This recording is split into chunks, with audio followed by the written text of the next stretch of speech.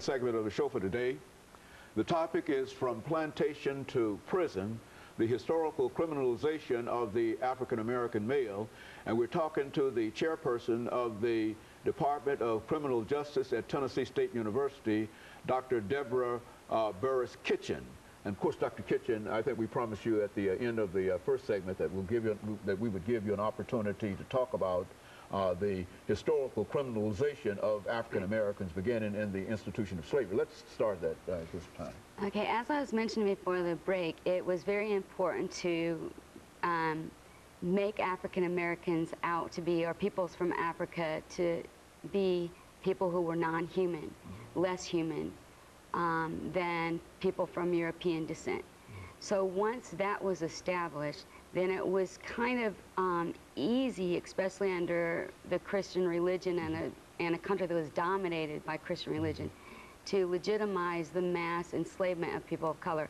And I think at the point of the height of slavery, there were almost 1 million people who were enslaved in this country. And once the ending of slavery took place, of course, and Reconstruction began, African Americans made great progress, great strides politically, economically, things that they were not allowed to do under slavery. They were not allowed access to education. They couldn't practice their own religions. They couldn't be free as people, period. But Reconstruction allowed them the opportunity to do that. But once Reconstruction took place, and I think there were something like 600 legislative representatives that were African American, and 16 or 17 African Americans who were even in the Congress and that were represented during the Reconstruction period. So blacks were making great strides, not only politically but economically as well. Well, it didn't take more than about 24 years before the passing of Plessy versus Ferguson took place, or after Reconstruction, that things started to change as far as, okay, we're going to take away your rights for political activity, your rights to quality education or equal education. We're going to make it separate and equal, which everybody knew that it was not equal. But before I even go into that, I wanted to come back to the Reconstruction period. What happened during Reconstruction also were that the black codes, because I jumped way ahead of myself, black codes were passed not too long after slavery ended. And those black codes allowed people to get incarcerated, people of color specifically, to get incarcerated for violating simple laws like vagrancy, not being able to prove that they had a home, not having money in their pockets, not being able to prove that they had a job. And they could just be locked up for absolutely no reason at all, or for very minor petty offenses. And there were no special courts to provide protection for African Americans who were processed through the system. They were just processed through very quickly. They were convicted. And under that system, over 300,000 between the North and people who were incarcerated in chain gangs, and between the South, those who were incarcerated or were convicted and sent out in the convict leasing system. There were over 300,000 African Americans that got caught up in that system, and the majority of them were caught up in that system because of a petty violation. And they ended up because they couldn't pay their fines, and they couldn't pay for their housing and their lodging and stuff that was charged to them under the convict leasing system. If they lived on a plantation, they were put right back on the same plantation that they're probably slaves in to begin with. But once they were put in that situation again under the convict leasing system, they never could get themselves out of it. They could never pay their fines off.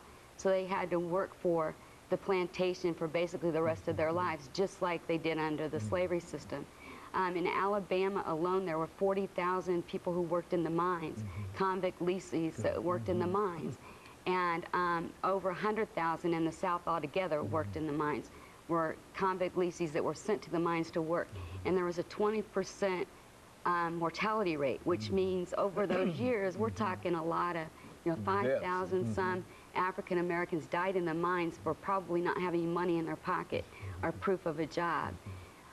So the convict leasing period was, while they made progress it was short-lived, and then all of a sudden... It was better than slavery, but right, it was really better not than slavery, but then, you know, a slave is a slave. I mean, tell a person that's under a convict leasing system that you're not a slave. I mean, if you don't have your freedoms, if you don't have basic human rights, then, you know, yeah, it might be better. There's actually a book out there that's called Worse Than Slavery, and it looks at the fact that maybe the convict leasing system might have been the way that they treated the people who were under the convict leasing system, because you can, I think actually there's another book called One Dies, Get Another, or something like that. So, I mean, there's books out there that talk about how the convict leasing, because there were so many and the sheriffs were rounding up so many African Americans at that time, that someone could just go to the sheriff's office and buy a bunch of convicts if some died, you know, in the mines or on the railroads or on the plantation.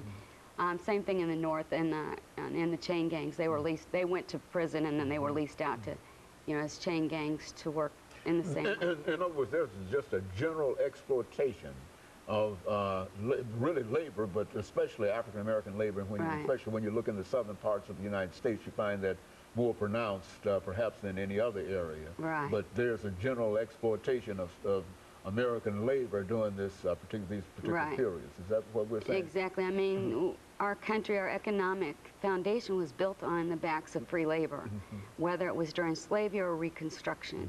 So it was important to keep the image of the dangerous, lazy African American out there, right? So that the European Americans could, or the white dominant class could continue to exploit people of color in this country for their own advantage, their economic advantage.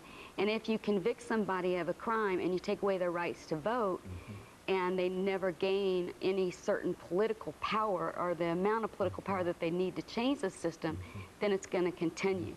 Same with education during the convict leasing period or during Reconstruction.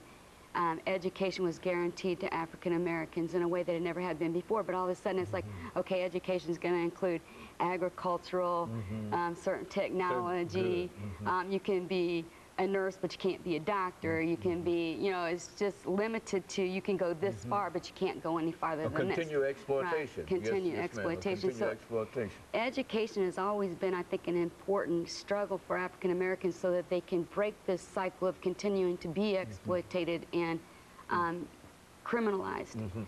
And of course, Dr. Burris-Kitchens, we're getting ready for our second commercial break, but that's essentially the kind of information we wanted. And I think that when we come back to the second segment, we're going to try to move them into the prisons. Right. And I know you've got a lot of excellent information in reference to that. And of course, we'll be back with our audience following this very, very short commercial break.